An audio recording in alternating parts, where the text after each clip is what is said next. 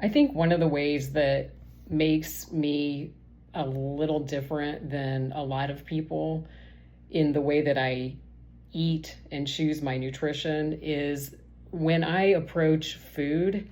So let's say this is food and I'm looking at it. The first question I ask myself is, what's in it for me? Like, what is this going to do for me? And of course, that takes an understanding of food and what you're getting out of, certain food groups. So you do have to have a little bit of an understanding there. But that's kind of how I approach food, is looking at it and saying, how is this serving me? And does it align with what I'm trying to accomplish? So if you pick up a piece of food or you're looking at food and you ask yourself that question, what's in it for me, or what is this doing for me? If your answer is, this will make me happy, then you are eating out of emotion and not hunger, or, for a fueling experience, like to bring in nutrients into your body.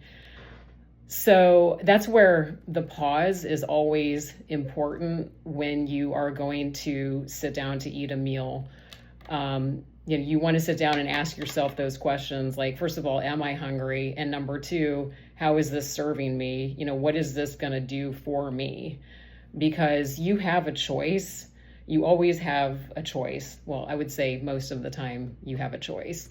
And I would say, like 98% of the time, I'm choosing something that's going to serve me. I know they say 80% of the time eat well, and then, 20% of the time or 10% of the time, have fun. I'm probably more like 98% of the time I'm going to eat pretty darn well. And then there's the 2% fluff, which isn't much. So, but I know that's rare. And John thinks I'm crazy sometimes. The thing is, I don't find it restrictive for me personally. I don't feel like I'm missing out, because I've gained so much from choosing food as medicine and fuel, as opposed to viewing food as entertainment. And that is why I am able to stay lean all year, because I don't go in cycles with food. I don't jump on food fads.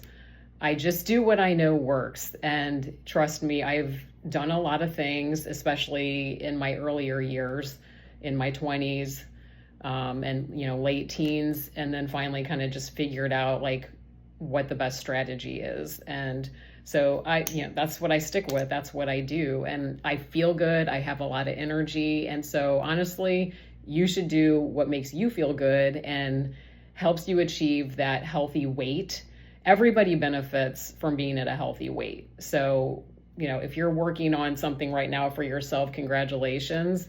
And really, I just wanted to come on and talk about kind of my mindset around food and how I approach food. And it's more of a, like I said, what is this doing for me type mentality versus how is this going to soothe me, or how is this going to help me feel good? I don't put emotion in my food. If it's going in my mouth, there's a reason for it. And, I manage my calories. I have a calorie budget every day that I stick to. And that's what you have to do if you have a goal of getting to a certain weight, or hitting a certain, protein amount or whatever it is for you. So that's me, and that's how I approach it. And I think if more people knew that it was okay to approach food that way, I think more people would.